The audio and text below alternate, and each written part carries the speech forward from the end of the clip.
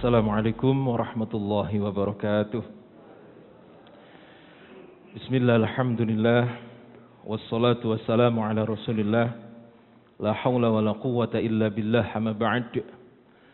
Puji syukur kepada Allah subhanahu wa ta'ala atas limpahan karunia nikmatnya.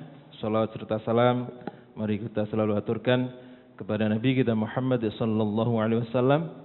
Mudah-mudahan kita mendapatkan syafaat beliau hingga yaumul akhir. Para jamaah sekalian, mudah-mudahan pula hari ini kita selalu mendapatkan rahmat dari Allah Subhanahu wa taala, minimal nanti sampai kita tidur lagi. Sebelum kita teruskan, sedikit saya membahas tentang rahmat. Apa rahmat itu? Bahkan kita nanti masuk surga itu bukan karena amal tapi karena rahmat. Rahmat itu kalau kita analogikan kehidupan sehari-hari gitu ya. Ada seorang guru yang mempunyai beberapa murid. Di antara mereka ini yang pertama, ada yang dia tidak mempunyai kendaraan, jalan kaki. Tetapi sampainya di sekolah, ini dia selalu mengawali. Padahal dia tidak punya kendaraan atau rumahnya jauh. Kemudian gurunya ini merasa ternyuh. Arek iki gak duwe sepeda tapi nek datang tetap ngawali. Atau ada anak yang kurang cerdas. Tetapi ketika papan tulis itu penuh, dia langsung maju dan ngapus. Kemudian gurunya merasa ternyuh. Anak ini gak pinter tapi kok nyenengno dan seterusnya. Inilah yang disebut dengan rahmat.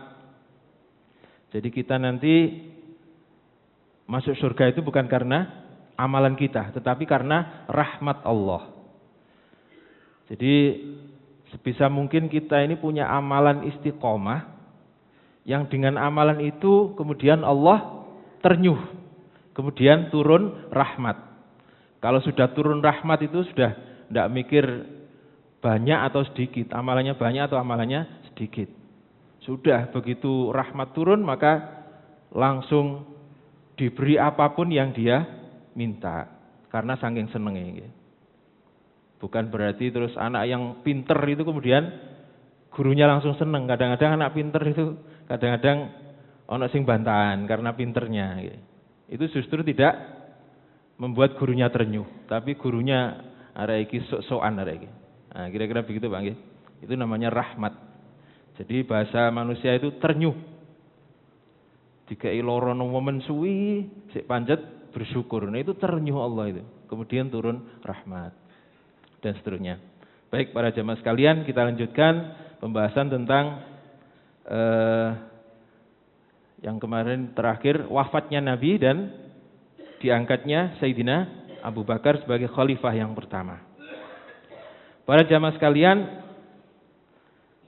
ketika orang-orang Ansor itu kemudian berkumpul di tempat yang namanya, masih ingat Pak apa kemarin? Saqifah Bani Sa'idah.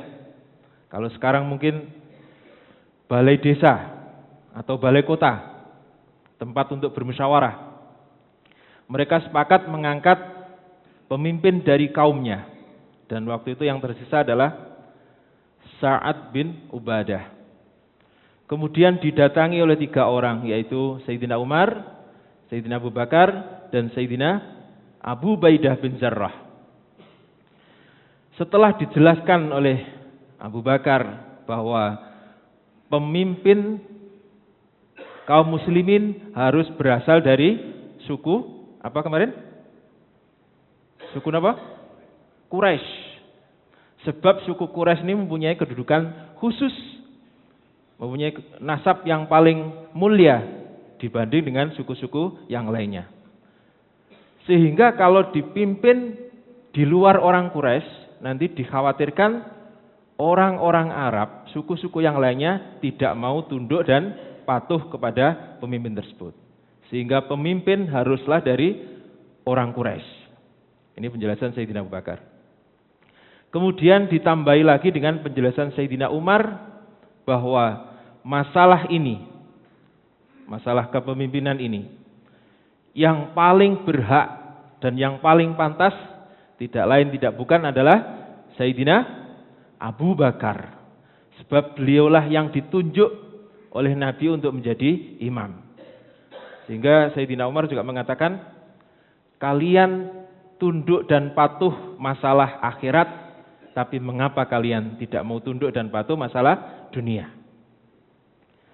Termasuk disebutkan keutamaan Sayyidina Abu Bakar adalah ketika ada dua orang di dalam gua, kemudian yang satunya mengatakan, la tahzan innallaha ma'ana, la tahzan innallaha ma'ana. Itu adalah Nabi kita dan Sayyidina Abu Bakar. Tidak ada yang lebih mulia daripada Sayyidina Abu Bakar. Maka kemudian penjelasan-penjelasan ini bisa diterima oleh orang-orang Ansor, kemudian orang-orang Ansor bersedia untuk membaiat Sayyidina Abu Bakar sebagai khalifah yang pertama. Khalifatur Rasulillah. Sebab nanti Sayyidina Umar dan seterusnya itu tidak lagi disebut dengan khalifah. Tidak disebut dengan khalifah, maksudnya orang-orang waktu itu menyebut beliau dengan Amirul Mukminin. Jadi Khalifatur Rasulullah itu hanya Sayyidina Abu Bakar. Kemudian selanjutnya Sayyidina Umar sudah merasa tidak pantas disebut sebagai Khalifatur Rasulullah. Beliau meminta Amir saja, sehingga disebut dengan Amirul Mukminin. Nah, setelah itu kemudian Sayyidina Umar mengatakan kepada Sayyidina Abu Bakar, wahai Abu Bakar, ulurkan tanganmu, akan aku baiat kamu.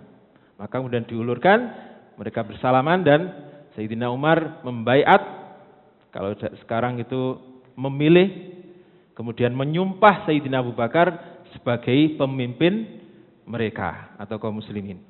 Disusul dengan Abu Ubaidah bin Jarrah dan disusul dengan orang-orang Ansor yang pada waktu itu berada di Saqifah Bani Sa'idah. Berarti ini masih skala kecil Bang yang berbaiat. Setelah itu Sayyidina Abu Bakar dibawa ke Masjid Nabawi untuk mengadakan bai'atul am atau bai'atul yang lebih umum, lebih luas. Nah, sebelum bai'atul am ini supaya nanti tidak terpotong, maka kita bahas terlebih dahulu tentang pemakaman Nabi kita Muhammad sallallahu alaihi wasallam. Kemarin ada 3 masalah Pak yang belum terputuskan. Yang pertama adalah bagaimana memandikan jenazah Nabi. Yang kedua, apakah Nabi dikafani atau bajunya itu yang terakhir yang dipakai. Dan yang ketiga adalah dikuburkan di mana.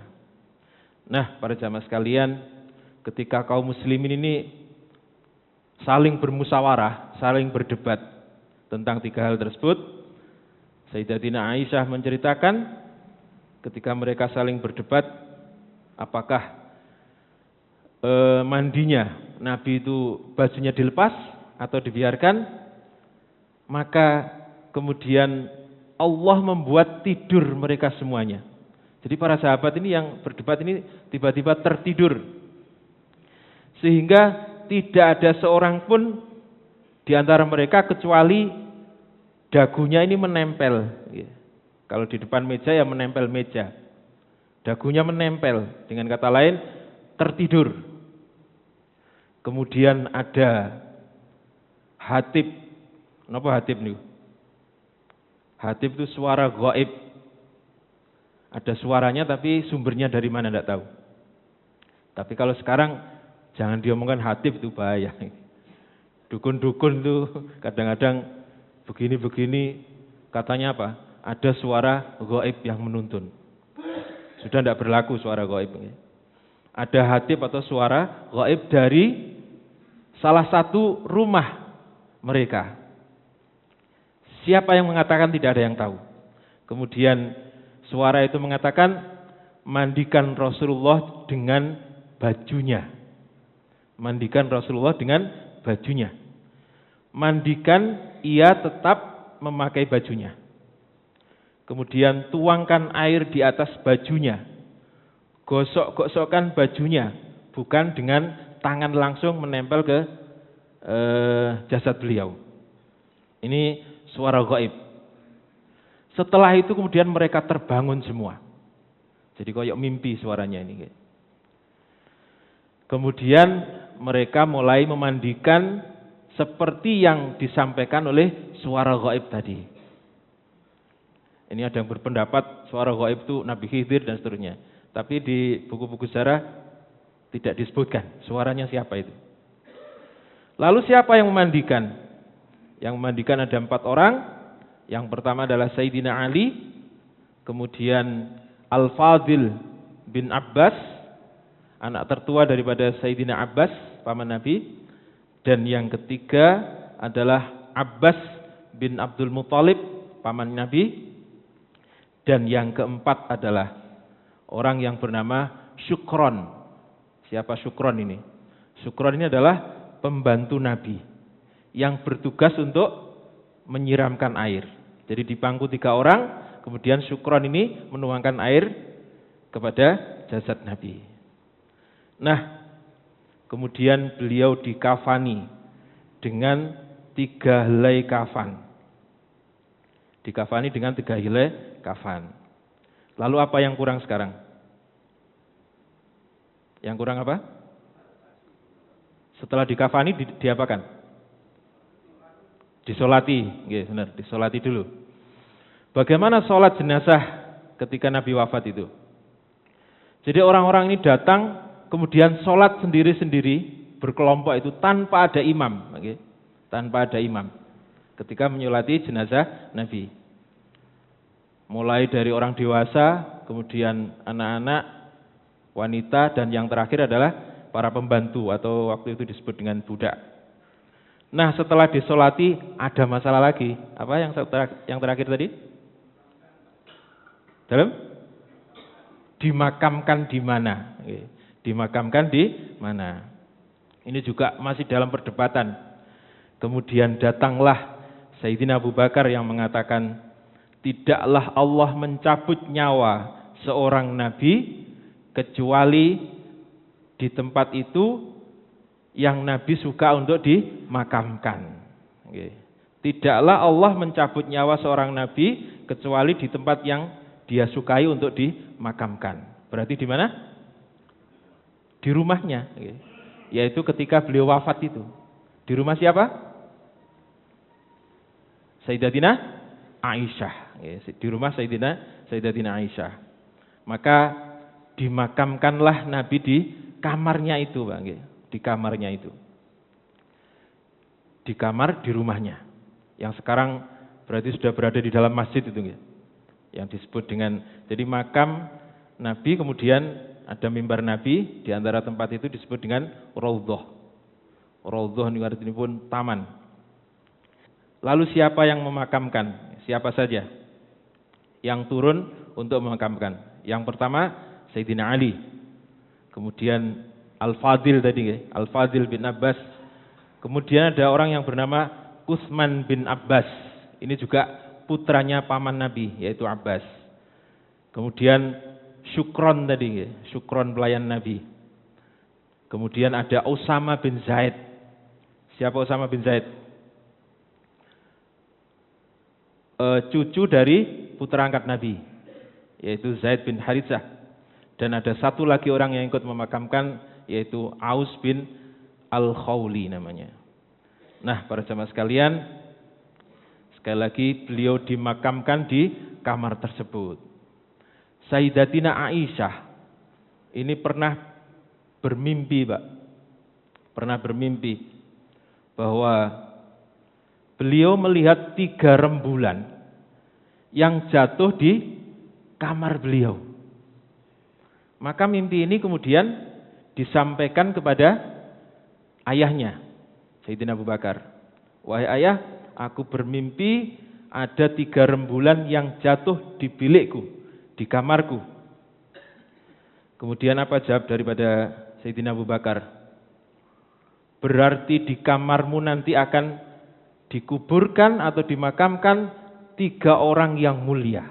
Dan salah satunya adalah yang paling mulia adalah suamimu Nabi Muhammad sallallahu alaihi wasallam.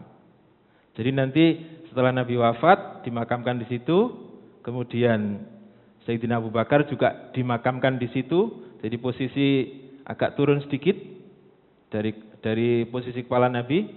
Kemudian yang satunya Sayyidina Umar, yang satunya Sayyidina Umar. Itu di dalam makam Nabi itu ada 3 orang itu, yaitu Nabi kita, kemudian Sayyidina Abu Bakar dan Sayyidina Umar.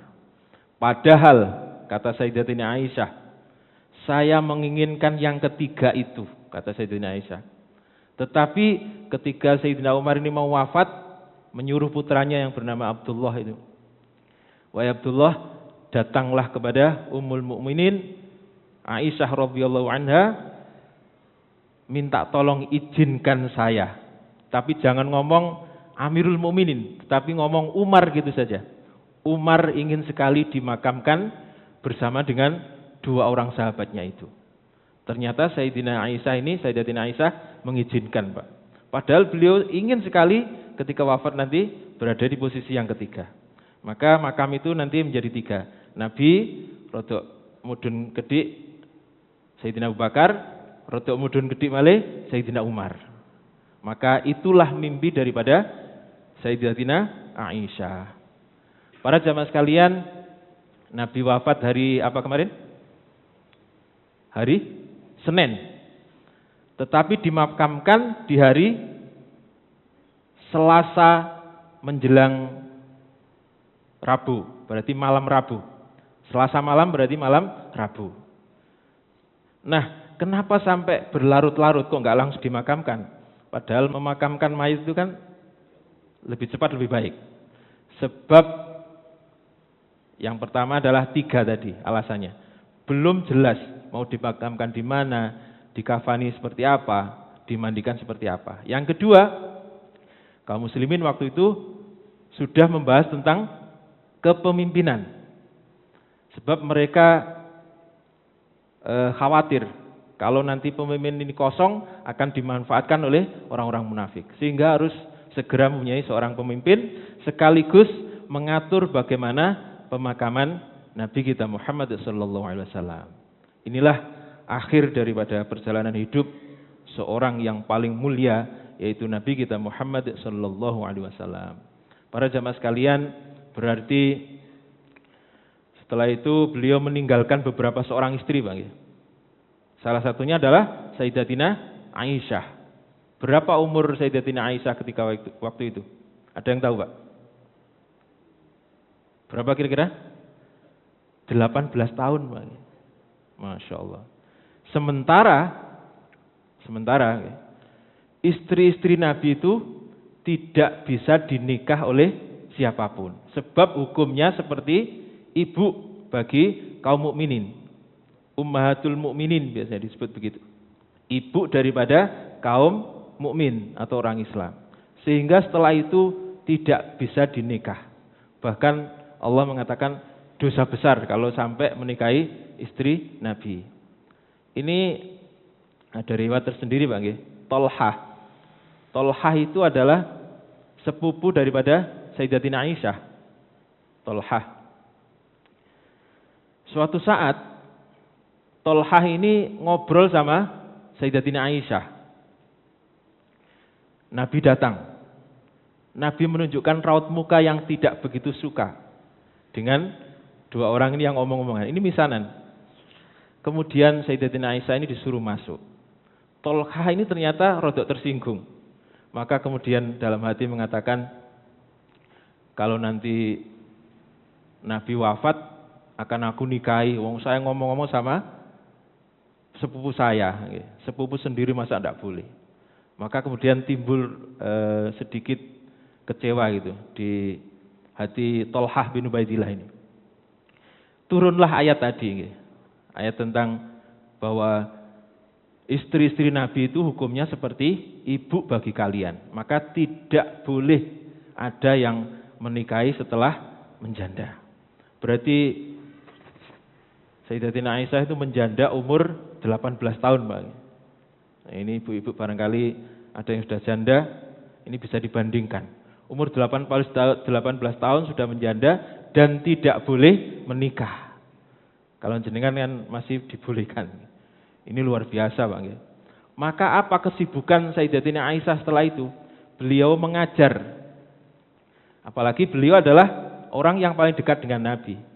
Sehingga beliaulah orang yang paling banyak meriwayatkan hadis-hadis Nabi, terutama yang berkaitan dengan rumah tangga. Dalam-dalam itu masalah dalam-dalam. Bagaimana Nabi menggauli beliau dan seterusnya.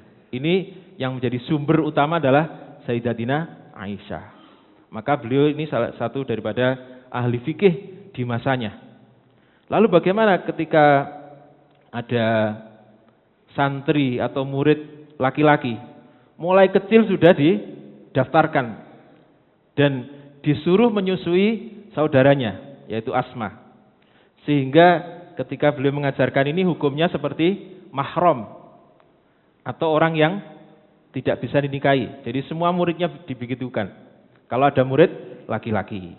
Jadi sekali lagi para jamaah sekalian, bahwa setelah wafatnya Nabi, istri-istri beliau ini tidak boleh dinikahi oleh seorang pun.